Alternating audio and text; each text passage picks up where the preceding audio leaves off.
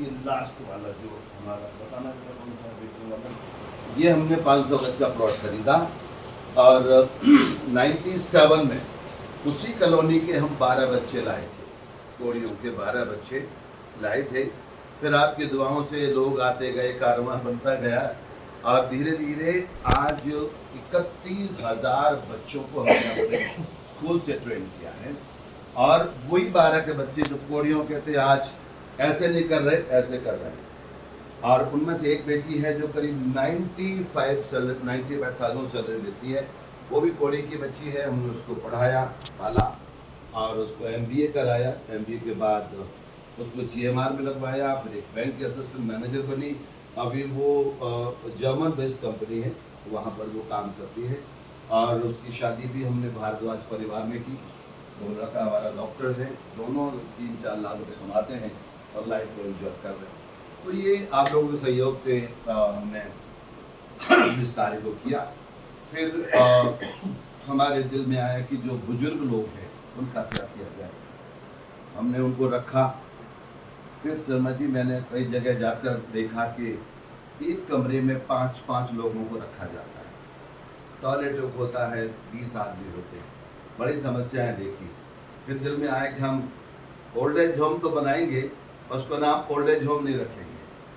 हमने उसका नाम रखा रॉयल पैलेस। तो हमने उनसे पूछा कि अंकल आप यहाँ रहते हैं, कहाँ रहते हैं? तो बेटा इसी वृद्धाश्रम में रहते हैं हमको। तो उनको बोलने में इतना दर्द हुआ कि हम एक वृद्धाश्रम में रहते हैं, बताने में उनको थोड़ी कठिनाई हुई। मैंने कहा साहब मैं तो वृद्धाश्रम नाम रखूँगा नहीं। हमने रॉयल पैलेस रखा, रॉयल पैलेस बनाया। एक रूम में सिर्फ 2 बेड हैं, अटैच टॉयलेट बाथरूम है, इंजॉय लाइफ कर रहे हैं लोग। वो हमारा रॉयल पैलेस है। ज़रूरत पड़ी हॉस्पिटल की, सामने हॉस्पिटल है हमारा 30 बेड का, उसके द्वारा हमने लाखों लोगों की मदद की है और कर रहे हैं। और हमारा प्रेम धाम अंदर है, जो हम बेटियाँ रहती हैं हमारी वहाँ पर बहुत सारी, और वो आज हर बड़े बड़े शिक्षा ले रहे हैं, आगे बढ़ रहे हैं। पीछे हमारा स्कूल है जहाँ पर हम आज भी हज़ारों बच्चों को शिक्षित कर रहे हैं। ये हमारा छोटा मोटा काम है। इसके अलावा हमारी जो सेवकाई है वो ब्लाइंड सेक्शन में है। जो ब्लाइंड लोग हैं वो भीख मांगा करते थे, हमने उनके लिए एक कंप्यूटर सेंटर चलाया, city computer and education hub. उनको हमने ब्रेल एजुकेशन दी, इंग्लिश एजुकेशन दी, हिंदी इंग्लिश की टाइपिंग दी और सैकड़ों बच्चों को जॉब लगवाए जो ब्लाइंड लोग थे। 3 तो मैंने ही रखे थे अपने पास, टीचर बनाए हमने। तो वो हमारा सेक्शन है। एक हमारा सेक्शन है HIV एड्स के रोगी हैं। अभी हम लोग 300 लोगों की मदद कर रहे हैं। उनके तमाम दवाइयाँ हैं, फूड आइटम्स हैं, इस तरह से हम उनकी मदद करते हैं। एक सेक्शन है हमारा किन्नर सेक्शन, जो आप जानते हैं उनमें बहुत ज़्यादा एड्स होता है, तो हम उनको अवेयरनेस देते हैं, उनकी जो ज़रूरत की चीज़ें हैं वो हम प्रोवाइड करते हैं। इस तरह हमारे परिवार के लोग कोविड बने हुए हैं। एक हमारा फूड बैंक चलता है, अभी नहीं चल पा रहा, लॉकडाउन के बाद बंद कर दिया। हम उस फूड बैंक के द्वारा उन बच्चों तक भोजन भेजते हैं जो बच्चे कुपोषण के शिकार हैं, जिन बच्चों को अच्छा भोजन नहीं मिलता। ये जो सरकारी स्कूल है, तो राजवीर साहब यहाँ के प्रिंसिपल थे, तो मैंने कैंप लगाया तो साहब 50% बच्चे एनेमिक थे। 50% बच्चे जो बस एनेमिक। बहुत रोया। हम लोग कहते हैं children is the foundation of the nation. बच्चे ही देश की बुनियाद हैं। बुनियाद तो कमज़ोर है, बुनियाद तो बहुत कमज़ोर है। जब बिल्डिंग बनाओगे हाथ निकल गिर जाएगी। फिर हमने स्कीम बनाई, उनके पेरेंट्स से बातचीत की कि ठीक है आप महंगे फल फ्रूट नहीं खरीद सकते। हमने उनको बताया सोयाबीन 2 दिन देना है, दाल 2 दिन देनी है और क्या देना है, पूरा उनको हमने स्कीम के द्वारा बताया। बहुत सारे बच्चों को उससे हमने उठाया। तो इस तरह से छोटा मोटे काम है, करा रहे हैं आपके सहयोग से। और ये मेरा ऑफिस है, यहाँ पर प्रोग्राम चलते रहते हैं। मेरे भाई हैं, 95 से हमारा प्यार मोहब्बत है और भाईचारे के लिए तो हमने बहुत ज़्यादा काम किया है। जितने समाज के लोग हैं हम उनको बार बार कॉल करते हैं।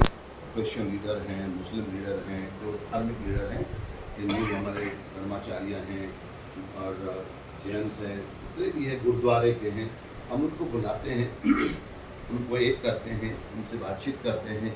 और इस तरह से हम मेरे ख्याल 20-25 सालों से इस काम को भी कर ही रहे हैं हम लोग, भाईचारा और मिलन वगैरह। इसमें हर तरह के लोग आते हैं मुस्लिम समाज से। अगर आप जानते हो डॉक्टर काजमी साहब हैं, नागलोई पे रहते हैं, बड़े काबिल हैं वो, बहुत बड़े काबिल बंदा बोलते हैं। तो बहुत सारे लोग जुड़े हुए हैं। दूसरा हमारे हम भाई के साथ इन्वायरमेंट के बारे में बहुत ज़्यादा काम चलाते हैं। भाई साहब ने अपना पूरा जीवन दे दिया है। और ये जो बाग आप देख रहे हैं, इसमें भाई का पूरा हाथ है हमारे साथ। ये बाग हमने ही लगाया भाई के साथ मिलकर, और आज पूरा A to Z पेड़ हमारा है। ऐसे हज़ारों जगह हमने पेड़ों को जिंदा रखा है। और अभी मुहिम चल रही है, लगातार भाई का हम लोग अभिनंदन करते हैं कि वो इसके लिए जीते हैं। और हम चाहेंगे उनकी हम 44,000 पर उनका सम्मान करें, क्योंकि अगर प्रकृति जीवित है तो हमारा जीवन जीवित है। अब जब यहाँ आएंगे मेरी तरफ, तो भाई साहब ये आधा किलोमीटर पहले आप एंटर करिए, आपको अलग फीलिंग आ जाएगी। एक अच्छा सा फीलिंग आती है कि ठंडा हो गया शुरू। तो ये पेड़ हमें बचाते हैं, हमें छाया देते हैं, हमें फल देते हैं, हमें बैठने की जगह देते हैं, और हमारे घर की शान बढ़ाते हैं। अगर इनसे हम दुश्मनी करेंगे तो ये हमसे दुश्मनी करेंगे, और हम दुश्मनी करेंगे तो हम सूख जाएंगे। आपको पता है कि हमारे देश में अभी बहुत सारे पेड़ों की आवश्यकता है, और बड़ा काम नहीं है साहब ये। हम कामयाब हो सकते हैं बशर्ते हर परिवार इस काम के लिए समर्पित हो जाए। सिर्फ अपने जीवन में 2 पेड़ लगा दे, मम्मी के नाम पे लगा दे, पिता के नाम पे लगा दे, बीवी के नाम पे लगा दे, 2 पेड़ लगा दे। और हमारी आबादी इस वक्त 1,44,00,000 है। हम बच्चे छोटे छोटे छोड़ देते हैं, 1 करोड़ मान लेते हैं। अगर 1 करोड़ आदमी 2 पेड़ लगा देते हैं तो 2 करोड़ के पेड़ लग गए साहब। 144 करोड़। हाँ नहीं, मैं 44 छोड़ दिया, छोटे बच्चे 100 करोड़ लोग लगा दें और 2 पेड़ लगाएं, 200 करोड़ हर साल। मैं भाई साहब मैं हरिद्वार में था, मेरी बात दिल की भावना समझिएगा। करीब 2-3 करोड़ आदमी था। मैं अपने बच्चों को लेके गया था, होटल बुक किया हुआ था। मैं बैठ के सोच रहा था कि हे प्रभु, अगर सारा समाज मेरे भारत के लिए ईमानदारी से 10 रुपये दे दे, जो यहाँ आया हुआ है, केवल ईमानदार 10 रुपये दे दे, तो कितने हो जाएंगे वैसे 2 करोड़ की 20 करोड़। अगर ईमानदार लोग मिल जाए तो 20 करोड़ को लेकर रिमोट में जाओ जी, जहाँ रोड नहीं है, जहाँ हॉस्पिटल नहीं है, जहाँ स्कूल नहीं है, 10-10 करोड़ लगा दो भाई साहब, दोनों गांव स्वर्ग बन जाएंगे। हमें कहीं जाने की जरूरत नहीं है, ना हाथ फैलाने की जरूरत है कि विदेश से फंड मांगे तो जाएं बाहर। मेरे देश में बहुत है जी, लेकिन दिल की आवश्यकता है, प्रेम जगाने की आवश्यकता है। मैं एक मंत्री साहब से बातचीत कर रहा था, शर्मा जी कह रहे देखिए डॉक्टर साहब हम जेल बनवा रहे हैं, इतने खरब रुपया लगेगा। मैं साहब जेल क्यों बनवा रहे हो आप? इतना पैसा अगर समाज की विकास में आप लगा दो तो जेल ही कहाँ से बनेंगे? चोर बनेंगे क्यों?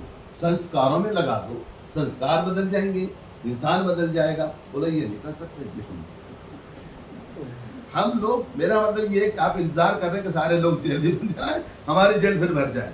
तो ये विचारों को बदलने वाली बात है। मैंने अपना हॉस्पिटल का उद्घाटन किया, जिस मैंने स्कॉर्पियो खड़ी कर लिया। लोग कहते हैं ये क्या कर रखा है सर आपने, यहाँ तो एम्बुलेंस खड़ी होनी चाहिए। बोले साहब एम्बुलेंस तो खड़ी थी, मरीज लाई थी, छोड़ के चली गई। अब ये बंदा ठीक हो गया है, स्कॉर्पियो में बैठ के घर जा रहा है हैप्पी हैप्पी। तो विचारों को बदलना होगा साहब, हमें विचारों को प्रैक्टिकल लाइफ को सामने लाना होगा। हम लोग बातों से काम नहीं कर पाएंगे, ना जीत पाएंगे। और वैसे साहब पब्लिक में लोग हैं जो आपको बहुत प्यार करते हैं, मुझे तो बहुत प्यार करते हैं। हम अगर जितने लोगों को मैं जानता हूँ देश के लिए भाई साहब, कोई भी अगर हम 1,000 लोगों से मांगेंगे ना तो 100 रुपया हाथ मांगो, 100 रुपये जन्म निकाल के आराम से दे देंगे भाई। कितने हो जाएंगे जी? 1,000 10 लाख हो गए। 10 लाख में लगा दो, गरीबों के लिए काम कर दो ना। पूरे गांव को रोक कर लेते हैं, पूरे गांव को पहले ठीक करते हैं पेड़ लगाकर, है ना भाई साहब, वहाँ करते हैं काम शुरू।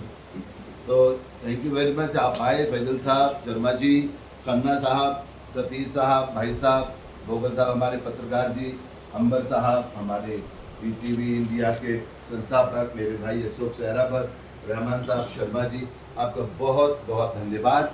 हमारा प्यार बढ़ता रहे तभी तो हम आगे बढ़ेंगे। अब हम चलेंगे थोड़ा। हमारा प्यार बढ़ता रहे और ये परिवार बढ़ता रहे। हाँ, थैंक यू वेरी मच।